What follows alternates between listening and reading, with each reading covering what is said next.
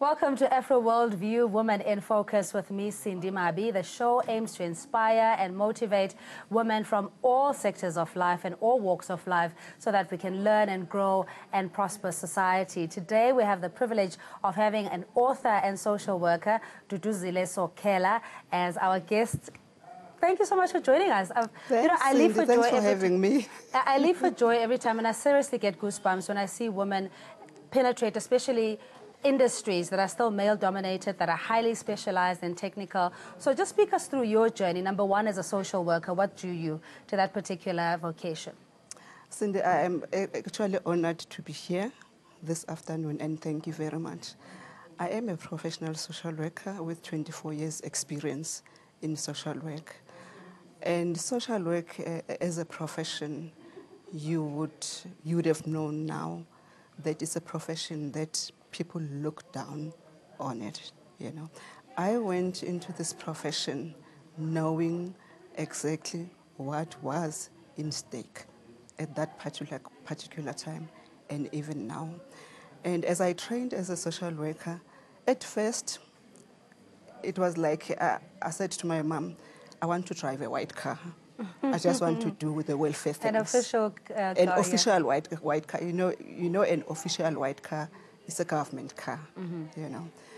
But I could not believe when I passed my matric in exemption, then my elder sister advised me to go to varsity. But at that time, it really was not making sense to me. You know, I actually spent 12 months, you know, having not decided exactly what to do. But after that, then I registered with Fort Hare University for my BA, a social work degree.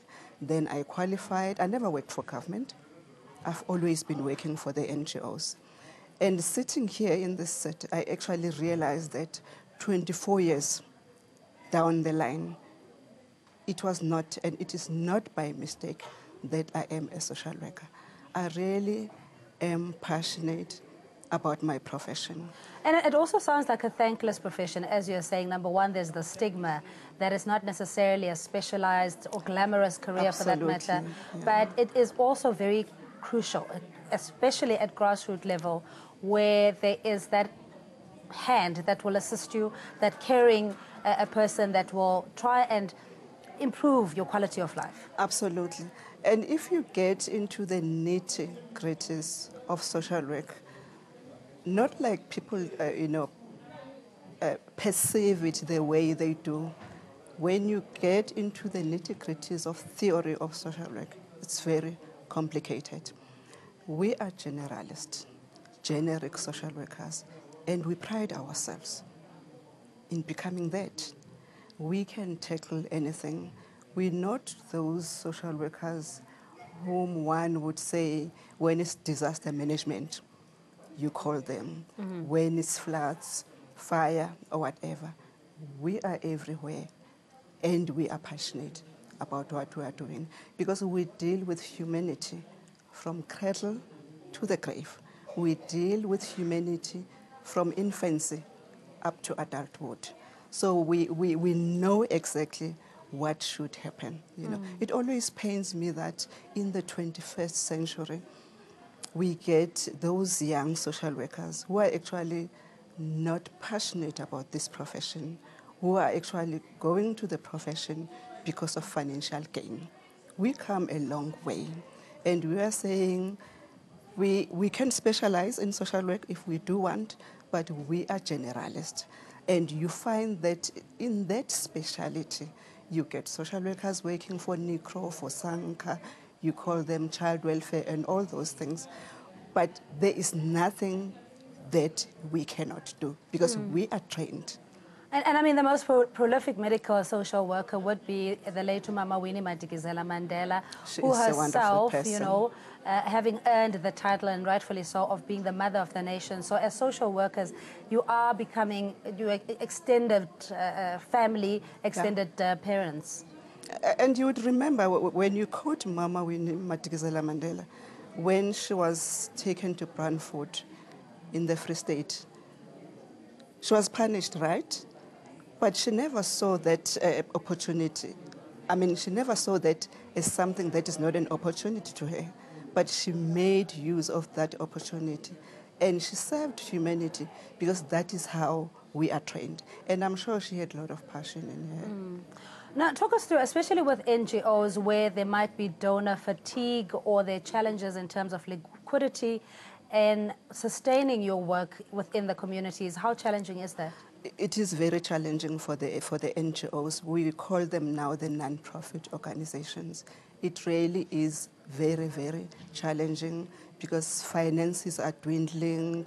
They cannot cope with the salaries. You know, donors are very specific in terms of what they want. Let's take, for instance, like a social development, the national office as the main donor. For the organization to get funding, you've got to produce. They now fund programs. You've got to produce, write a progress report.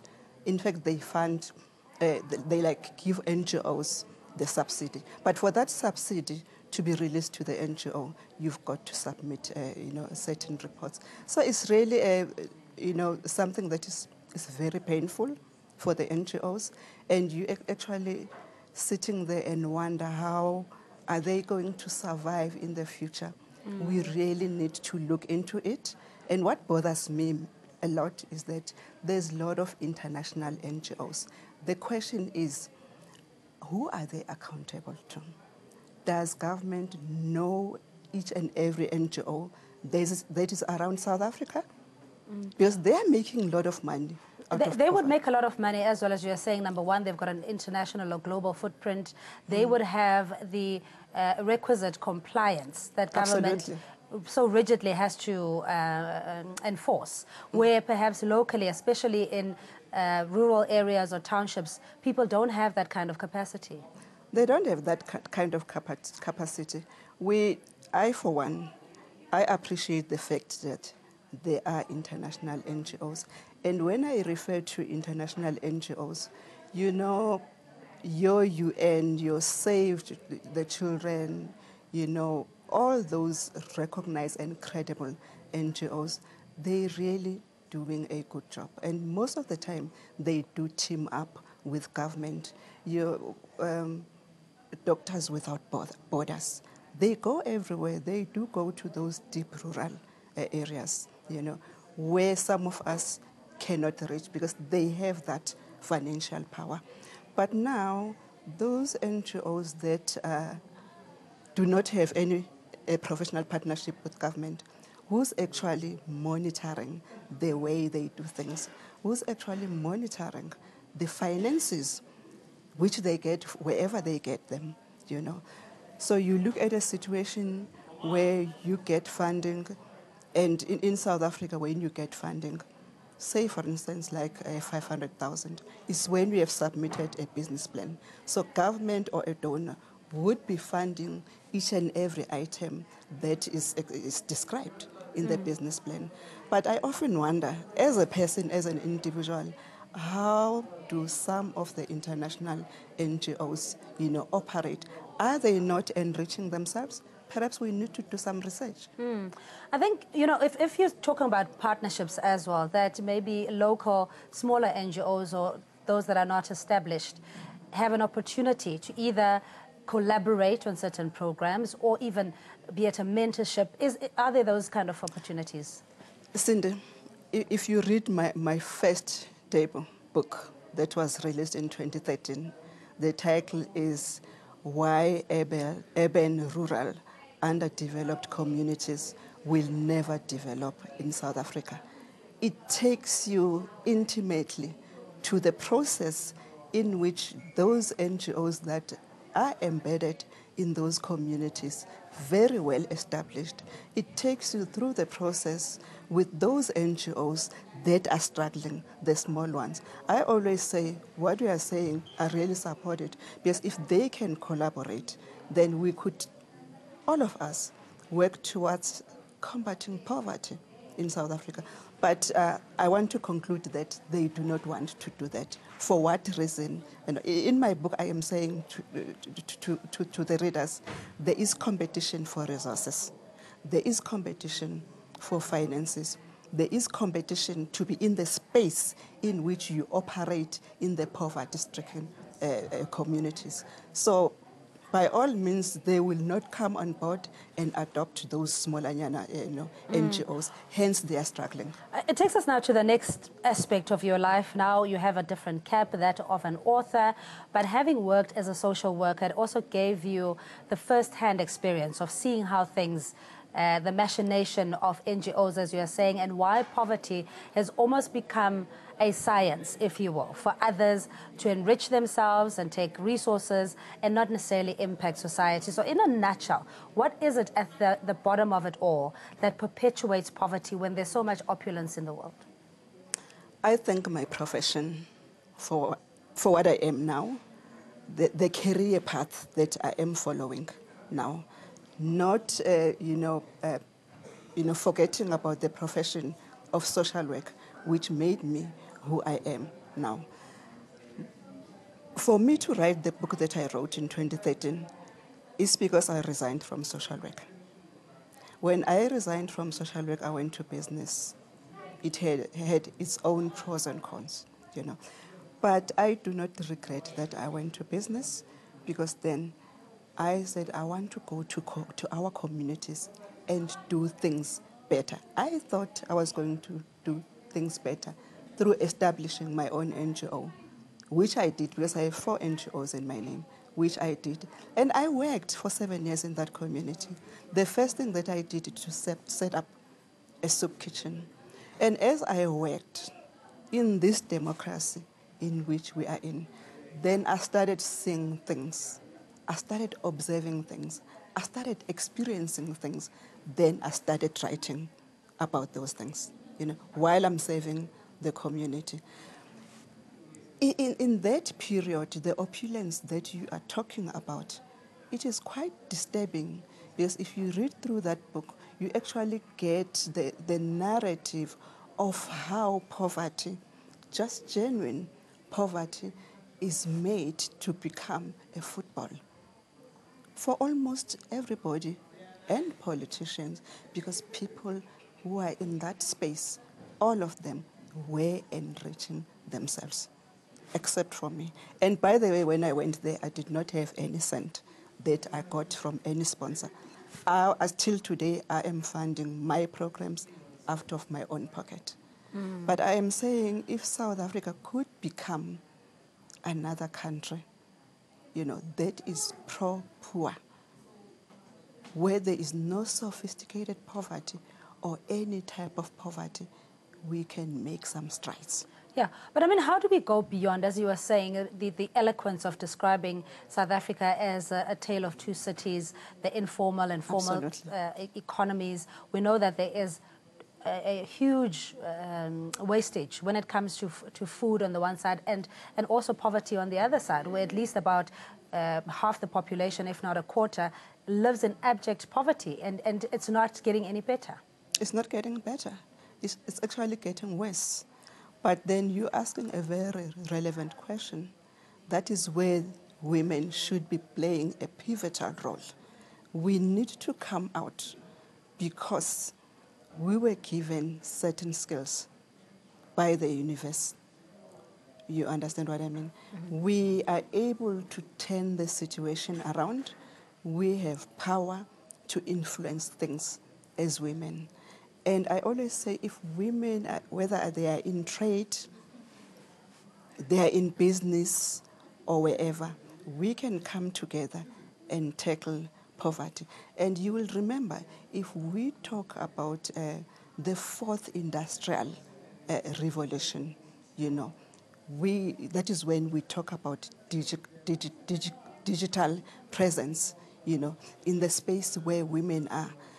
Wherever we are making an impact. And if we can extend that influence that we have, we can win this poverty.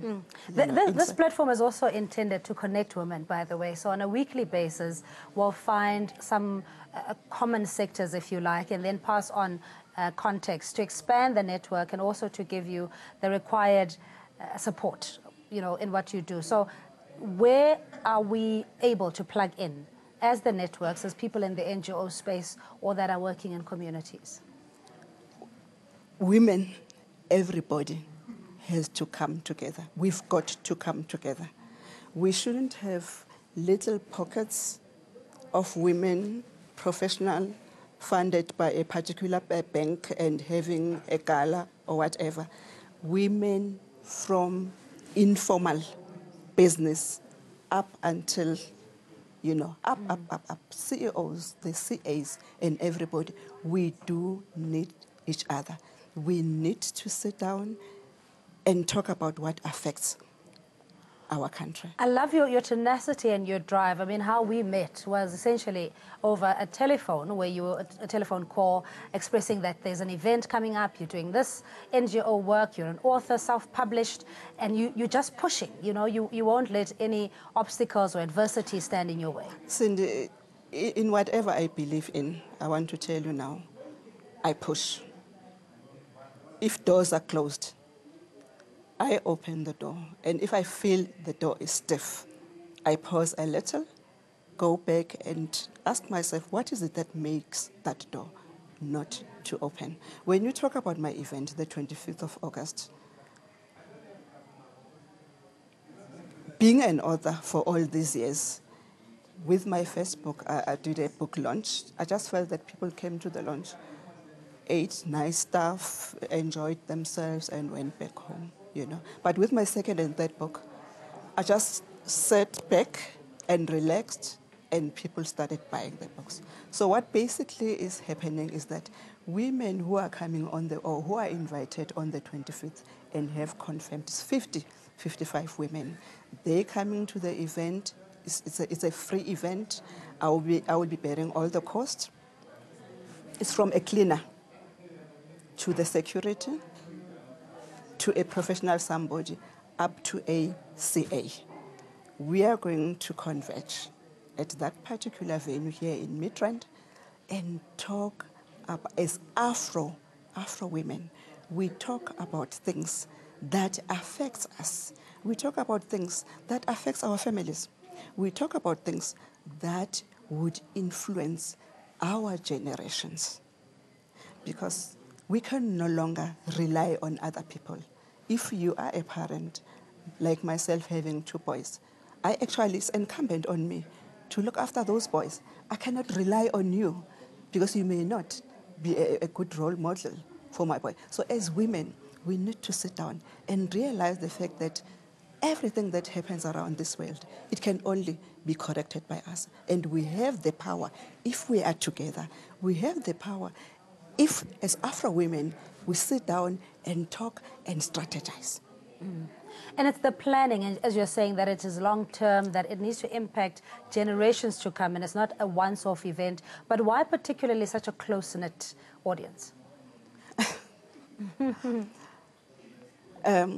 These are people who I feel they are very close to me. They follow me on Facebook. We share, we laugh. We talk about a lot of things. They trust me as a professional. We talk about something now, the next day I have forgotten about it. We have a special, intimate, relationship as women, as parents, as people working together, as people talking about the narrative of a Black African woman. Because I'm unapologetical, a Black Afro woman, And I love us as Afro women sit down and talk instead of envy, jealousy, hatred, self-hate. Let's talk on how we can advance love amongst ourselves as sisters. Yes, and I mean, there's all this talk now about radical socio-economic transformation, an inclusive economy, the role of women in tapping into opportunities brought about by the BRICS cluster. We host all these high-end events, and on the grassroots level, the impact is not cascading. The impact is not, yes, and it is not felt, You're actually touching on something very, very important, something that I am passionate about, If you can go now, go to Bosman Station, at the taxi rank, you will see makeshift tents, about 6 or 8 women. They left their families, wherever in Soshanguve, Garangua, or Winterfeld, or wherever. They sleep there. They have a makeshift room. They cook there. They are informal traders, and they make a lot of money. You understand what I mean? Our government particularly has done so very well in other sectors, for the last 24 years. But there are other things that they have not managed to do. Bringing women from grassroots level to the mainstream of the economy. That is what should happen. The focus is more on big banks women,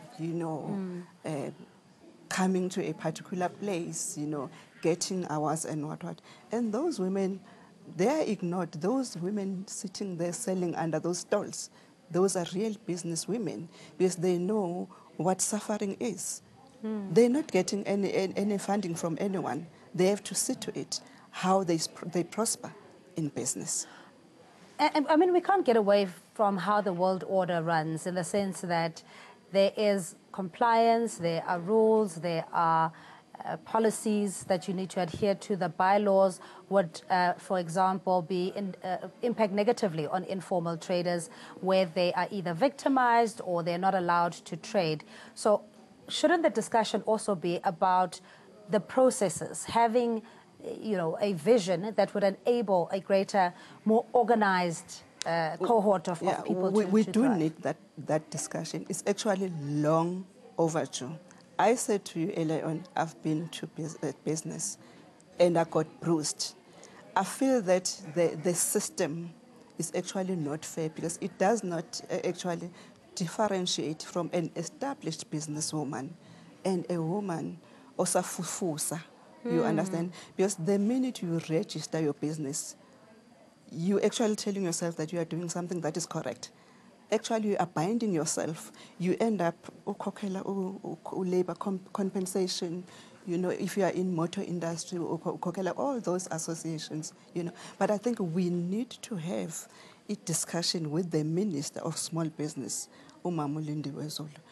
If we talk about these women, and we talk about other people who are in the same category, how do they survive, Women in the township, Because we talk about these things, Kuma Convention Center.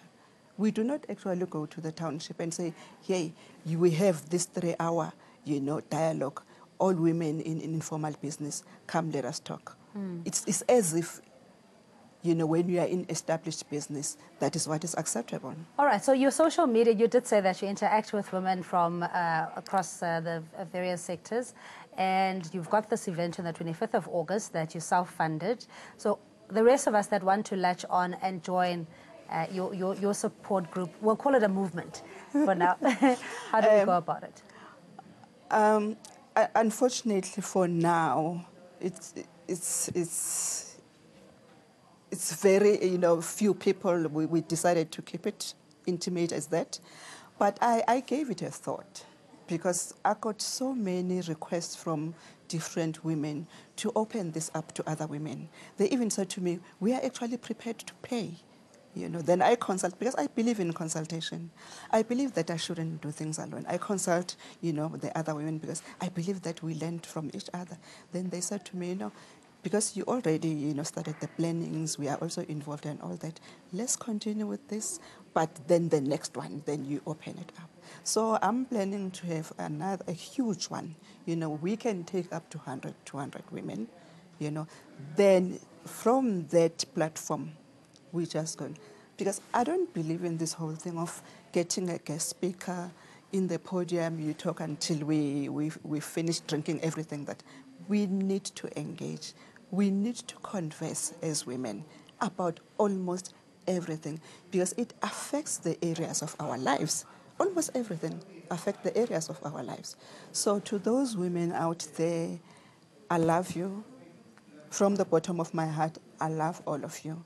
But your time is coming, and it won't be very long.